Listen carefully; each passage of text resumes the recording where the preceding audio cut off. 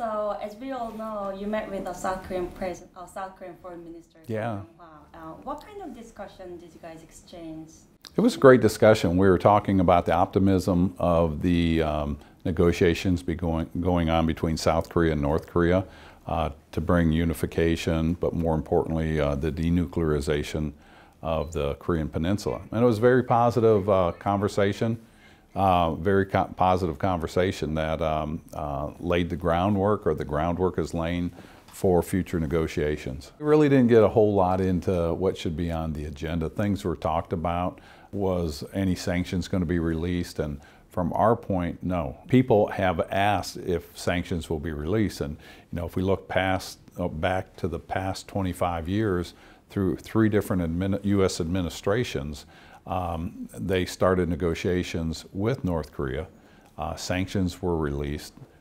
North Korea didn't honor the negotiations and got further into the nuclear development to the point to where they are today.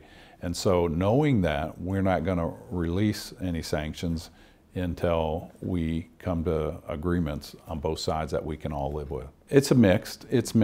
Some people say that he shouldn't be the one meeting with Kim Jong-un, that we should use our seasoned diplomatic, bureaucratic negotiators. My response to that is, again, if you look over the last 25 years, we've used the seasoned diplomatic, bureaucratic negotiators, and it's led us to where we're at. So I think it's time to think outside of the box. I think it's historic that he has agreed to meet with them, and I can only think that this will show the commitment of the United States to hopefully bring around a peaceful negotiation. That's going to be choice Kim Jong-un and the people closely associated with him. They're the ones that are going to have to determine that. I can tell you that the United States of America's government remains to stay committed to the sanctions and the course that we are on.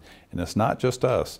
The world, 15 members of the UN Security Council voted unanimously to place these sanctions on board, and they've stuck to them. And we've never seen this level of world support on sanctions on North Korea. And I think this is a sign that the world wants a settlement, not just the United States. So it's not just us doing this unilaterally or bilaterally with South Korea. It's the world community coming together. And so will Mr. Kim Jong-un give up his nuclear weapons? That'll be his choice. But I know the way we're committed, the sanctions will stay in place. Mm-hmm. And they'll probably be tightened up more. Those are the things we're waiting to see what comes out of the negotiations. And of course, the first meeting will be between South Korea and North Korea in April. If things go smoothly, then there'll be the meeting between the United States and North Korea. As far as what should be given up, if we don't remember the mistakes of the past, those mistakes will be made in the future. We know the mistakes that were made in the past were the relinquishing or the softening of the sanctions.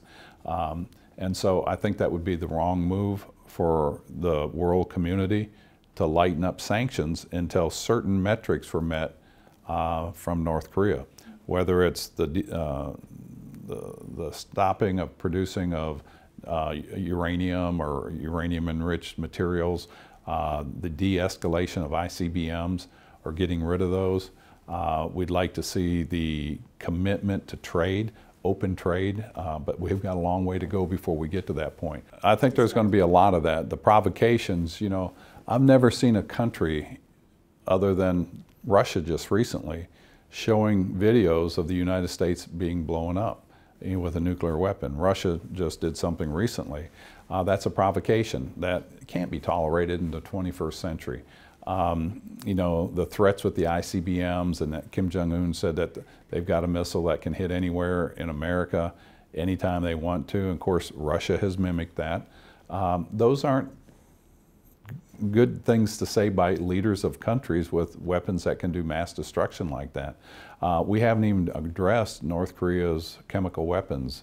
We have a suspect that they have over 5,000 tons of chemical weapons. So all these have to be played, and we're at the very, very beginning of a historic moment that will map out possibly the future of our world for the next 50 to 100 years.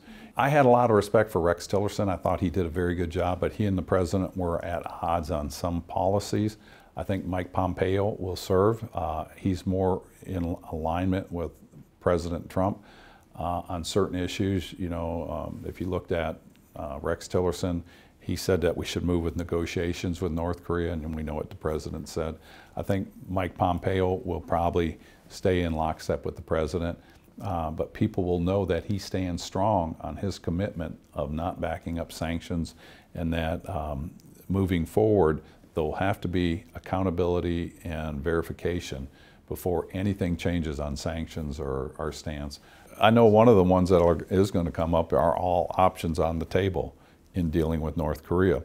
And that's going to be a tough question, and I think my answer would be yes, and I expect his to be yes also. The other one would be, would you be willing to lighten up sanctions early on in the process? And I think he'll get asked that. That's a concern that North Korea would have to worry about. You know, keep in mind the Chemical Weapons Convention has been signed by the majority of the countries in the world, but nobody ever enforces that. You know, there is no enforcement mechanism. And I was at odds with President Trump when he went into Syria. But, you know, because we're going into a sovereign nation that did not attack us. But on that same information that we just talked about, they were using chemical weapons on their own people. Somebody has to be the good guy in the world that stands up and says, that's an atrocity on humanity that we cannot tolerate. And so somebody has to act. And so on that basis, I stood behind President Trump for bringing that to an abrupt end. And we hope that the weapons that the Kim Jong-un regime is funneling to Syria are not used against people, because that's another wild card in this whole negotiations. That won't be just America saying, we're going to bring an end to that. You're going to have the world coming up and say, that's a red line.